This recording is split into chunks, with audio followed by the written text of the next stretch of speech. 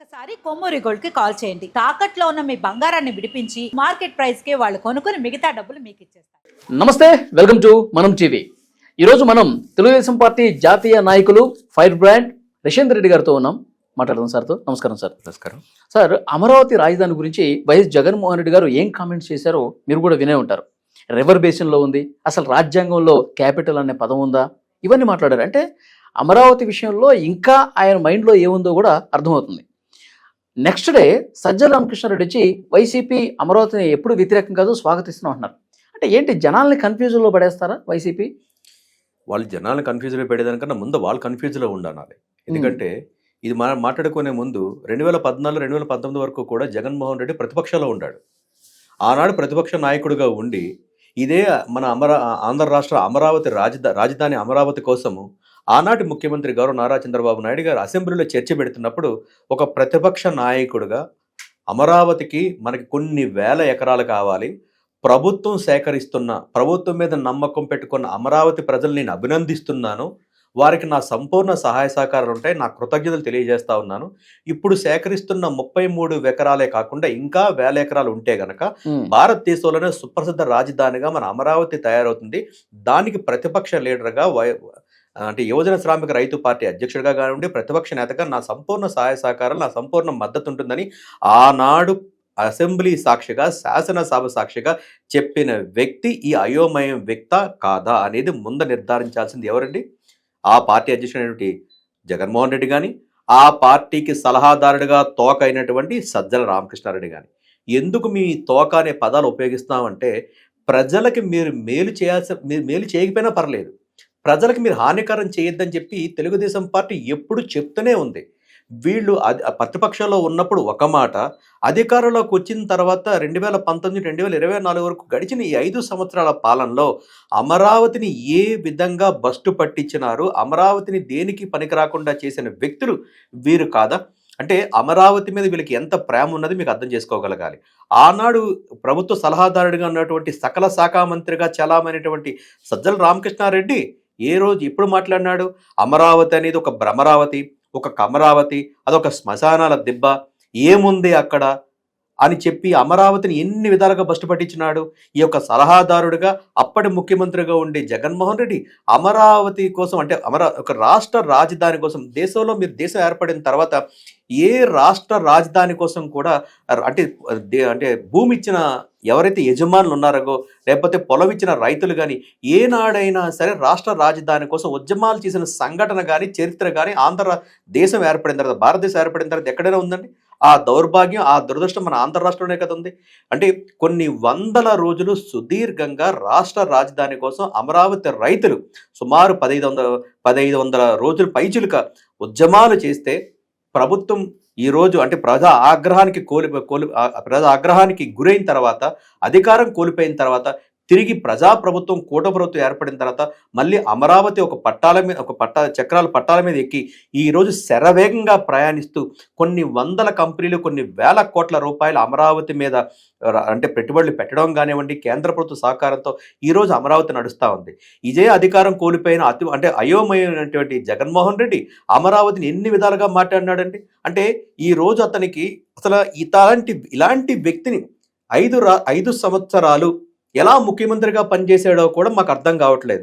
ఎందుకంటే రివర్ బేసిన్కి కూడా తేడా లేదు. అంటే నదీ పరిహారకు కానివ్వండి, నదీ గర్భంలో అంటారు దాన్ని, దానికి కూడా తేడా తెలియలేని వ్యక్తి ఈ రోజు ముఖ్యమంత్రిగా, అంటే గత 5 సంవత్సరాలు ముఖ్యమంత్రిగా పాలినాడంటే పిచ్చోడు చేతికి రాయి ఇచ్చినట్ట కాదా? ఇది ఎవరు సమాధానం చెప్పాలి? మీరే సమాధానం చెప్పండి, లేకపోతే ఆ పార్టీ వాళ్ళు సమాధానం చెప్తారు. ప్రజలు ఇవన్నీ గ్రహించుకున్నారు కాబట్టి ప్రజలు సరైన నిర్ణయం ఇచ్చిన 2024 మాట్లాడారు సార్. 50,000 ఎకరాలు తీసుకున్నారు. 50,000 ఎకరాలు ఇప్పుడు రైతుల నుంచి తీసుకున్నారు అమరావతిలో. ఆ 50,000 ఎకరాలు కూడా సరైన నీటి సౌకర్యం లేదు, డ్రైనేజీ వ్యవస్థ లేదు, కరెంట్ లేదు. ఇంకొక 50,000 ఎకరాలు కావాలని చెప్పి, అంటే 1,00,000 ఎకరాలు కేవలం అతని బినామీల కోసం తీసుకుంటున్నట్టు కాదా అని మాట్లాడుతూ ఉన్నారు కదా. ఆ బినామీలు ఎవరున్నారు? ఎందుకంటే బినామీలు కానివ్వండి, క్రిడో బ్రోకర్ కానివ్వండి, మనుషులు పెట్టుకుని వ్యాపారాలు చేయడం కానివ్వండి, హ్యూమన్ ట్రాఫికింగ్ చేయడం కానీ దీంట్లో దిట్ట ఎవరైనా ఉన్నారంటే అది ఎదుగూరు సందింటి జగన్మోహన్ రెడ్డి అని మేము ప్రశ్నించాల్సిన అవసరం లేదు. ఈ రోజు మీరు ఏ మీడియా సంస్థకి వెళ్ళినా సరే, ఏ ప్రజానికాన్ని అడిగినా, ఏ దర్యాప్తు సంస్థ అడిగినా కూడా మొట్టమొదటి చెప్పిన పేరు A1. ఆ A1 పేరు ఎదుగూరు సందింటి జగన్మోహన్ రెడ్డి అనే సంగతి గుర్తుపెట్టుకోవాలి. ఎందుకంటే అతని చేత్తో బురద రాసుకొని ప్రతి ఒక్కడికి బురద రాయాలని చూస్తూ ఉంటాడు. ఈ రోజు ప్రజా రాజధాని ఏర్పడాలంటే గనక దేశం గర్వించదగ్గ ప్రపంచ దేశాలతో పోటీ పడాలంటే ఆ విధంగానే మన ఆంధ్ర రాష్ట్రం అమరావతి ఆ విధంగా తయారైన ఉద్దేశంతోనే ఒక నాయకుడి మీద నమ్మకంతో ప్రజానికం కదిలొచ్చి వాళ్ళ ప్రాణం కన్నా మిన్నగా, వాళ్ళ తల్లి కన్నా మిన్నగా ప్రేమించే భూమిని ఒక్క రూపాయి కూడా తీసుకోకుండా, అంటే ప్రభుత్వం దగ్గర ఒక్క రూపాయి కూడా ఆశించకుండా ప్రభుత్వం మీద కానివ్వండి, ప్రభుత్వ అధినేత మీద నమ్మకం పెట్టుకొని 1000 ఎకరాలు ఇస్తే ఆ 1000 ఎకరాలు ఇచ్చిన రైతాంగాన్ని మీరు ఎంత దుర్మార్గంగా దుష్భాషలాడినారు, ఎంత విధంగా దూషించినారు, ఎన్ని విధాలుగా మీరు శిక్ష వేసినారు అనేది గత 5 సంవత్సరాల పాలనలో మనం చూసినాం. అంతే కదా. ఇప్పుడు ప్రతి ఒక్క ఈ యొక్క వ్యక్తి యొక్క మంత్రివర్గం కానివ్వండి, ఇతను ముఖ్యమంత్రిగా ఉన్నప్పుడు కూడా, అంటే ముఖ్యమంత్రి ఎక్కడ కూర్చున్నాడండి? జగన్మోహన్ రెడ్డి ఇల్లు ఎక్కడండి? తాడేపల్లి ప్యాలెస్లోనే కదా. ఈ తాడేపల్లి ప్యాలెస్ కూడా అమరావతి రాజధాని పరిధిలోకి అయితే వస్తుందండి. ఆనాటి రైతాంగం జరుగుతున్న ఘోష కానివ్వండి, రైతాంగం ఆడ కూతుర్లు ఏడ్చిన ఏడుపు ఆ తాడేపల్లి ప్యాలెస్కి కానీ, ఆ తాడేపల్లి ఇంట్లో కొంపలో ఉంటున్న జగన్మోహన్ రెడ్డికి కానీ కనీసం వినబడలేదా? కనీసం ఆ గేటు కూడా తాకనివ్వకుండా వీరు పరిపాలించింది కాదా? ఈ రోజు అవన్నీ పెట్టుకొని నదీ పరివారకం కింద రాజధాని ఏంటని చెప్పి పిచ్చి పిచ్చి చేష్టలు పిల్లోడు మాటలు మాట్లాడుతూ ఉన్నాడు. దేశంలో మీరు ఏ రాజధాని తీసుకొనివ్వండి, మీరు కాశీ క్షేత్రం వారణాసి కానివ్వండి, పూణే కానివ్వండి, ముంబై కానివ్వండి, ఇవన్నీ కూడా నదీ పాట్నా కానివ్వండి, ఇవన్నీ కూడా నదీ పరివారకు సంబంధించిన రాజధానులే కాబట్టి ఆ యొక్క సుందరంగా ఉంటాయి. మీరు విదేశాల్లో కూడా తీసుకుంటూ పోతా ఉంటే కాలిఫోర్నియా కానివ్వండి, ఇలా తర్వాత కొన్ని లండన్ కానివ్వండి, ఇలాంటి కొన్ని ప్రదేశాలు తీసుకుంటే కనుక ఆ దేశ రాజధానులు, ఆ యొక్క రాష్ట్ర రాజధానులు ఎంతో సుభిక్షంగా ఉంటాయి. అభివృద్ధి పరంగా ముందుకు పోతా ఉంది నదీ పరివార ప్రాంతం. ఆ ఉద్దేశంతోనే ఈరోజు ఆంధ్ర రాష్ట్ర ప్రభుత్వం కానివ్వండి, ఆంధ్ర రాష్ట్ర అధినేత ఏ విధంగా ఆలోచన చేసినాడంటే కనుక, మీరు తడ నుంచి ఇచ్చాపురం బోర్డర్ వరకు తీసుకుంటే కనుక సెంటర్ పాయింట్లో తీసుకుందాం. అంటే ఇచ్చాపురం బోర్డర్ మనకు లాస్ట్ కాన్సెంట్, ఇటువైపు దిగువని చూసుకుంటే కనుక మనకు మడకశిర మనకి లాస్ట్ కాన్సెంట్. అట్లాగే ఒక క్రాస్గా కనుక మనం తీసుకుంటే కనుక లాస్ట్లో కుప్పం ఉంటుంది. అంటే ఎటు చూసినా కూడా సెంటర్ పాయింట్ అనేది ఒక విజయవాడ, ఒక అమరావతి అనేది ఒక సెంటర్ పాయింట్ కూడా. ఎందుకంటే ప్రతి ఒక్కరికి కనెక్టివిటీ రావాలనే ఉద్దేశంతోనే అన్ని విధాలుగా సలహాలు తీసుకొని, సూచనలు తీసుకొని, ప్రజాభిప్రాయం తీసుకొని ఆఖరికి అసెంబ్లీలో చర్చించిన తర్వాతనే అమరావతిగా నిర్ధారించడం జరిగింది. ఆనాటి ప్రతిపక్ష పార్టీ నేతగా ఉండి నువ్వు ఆ రోజు మాట ఇచ్చినావు, అధికారంలోగానే మాట మార్చినావు. నీ బుద్ధి అదే కదా. మాట తిప్పను మడమ తిప్పను అని చెప్పి అధికారం రాకముందు మాట్లాడతావు, అధికారం వచ్చిన తర్వాత మాట మారుస్తావు, మడమ తిప్పుతావు. దానికి ఉదాహరణ ఇప్పుడు అదే జరుగుతుంది కదా. మొన్నటి వరకు మీ మీ సలహాదారుడు సజ్జల రామకృష్ణారెడ్డి ఏమన్నాడండి? మా యొక్క జగన్మోహన్ రెడ్డి ఇల్లు ఎక్కడ కట్టుకున్నాడు? తాడేపల్లిలోనే కట్టుకున్నాడు అని చెప్పి మీరు అధికారం కోల్పోయిన తర్వాత మాట్లాడినారు. అధికారంలో ఉన్నప్పుడు ఎక్కడున్నా ఏమంటాడారండి? ముఖ్యమంత్రి ఎక్కడ కూర్చుంటే అక్కడే రాజధాని అని చెప్పి. బినామీలు మీ పేరు మీద ఉన్నారయ్యా. విశాఖపట్నంలో ఆఖరికి 100 గజాలను కూడా మీరు వదలకుండా డేగ కన్నుతో మీరు డేగలాగా ఎత్తుకుపోయిన బ్యాచ్ మీది.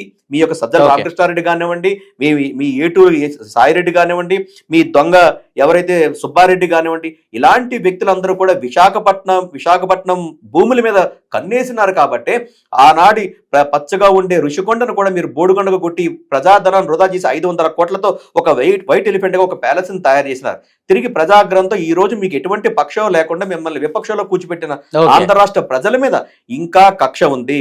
ఎందుకంటే ఆంధ్ర రాష్ట్రం అభివృద్ధి చెందుతా ఉంది. అమరావతి అభివృద్ధి చెందితే గనక మా రాజకీయ మనుగడ ఉండదు అనే ఉద్దేశంతోనే ఈ రోజు ప్రజల మధ్య చీలిక రానివ్వడం కానివ్వండి, ప్రజలకు అయోమయం తీసుకురావాలన్న ప్రయత్నం వీళ్ళు చేస్తా ఉన్నారు. కానీ ప్రజలు చాలా క్లియర్గా ఉన్నారు. ప్రతి ఆంధ్రుడు కూడా తలెత్తుకునేలాగా నా రాష్ట్ర రాజధాని అమరావతిరా అని సగౌరవంగా చెప్పుకుంటున్నారు. కాబట్టి ఈ జగన్మోహన్ రెడ్డికి గుండెల్లో రైలు పరిగెడతా ఉన్నాయి. ఆ పిరికి పంద చర్యతోనే సలహాదారుడు ఒక మాట చెప్తా ఉంటాడు, అధ్యక్షుడు ఒక మాట చెప్తా ఉంటాడు. అంటే వీళ్ళకే ఒక సమన్వయం లేదు, వీళ్ళకే ఒక జ్ఞానం లేదు. ఆ అజ్ఞానంతో ఈ రోజు ప్రజల మీదకి వస్తానంటే ప్రజలు కూడా ఒక కామెడీ పీస్గా ఈరోజు జగన్మోహన్ రెడ్డిని చూస్తారని మీ ద్వారా తెలియజేస్తా ఉంటాను. Thank you very much sir.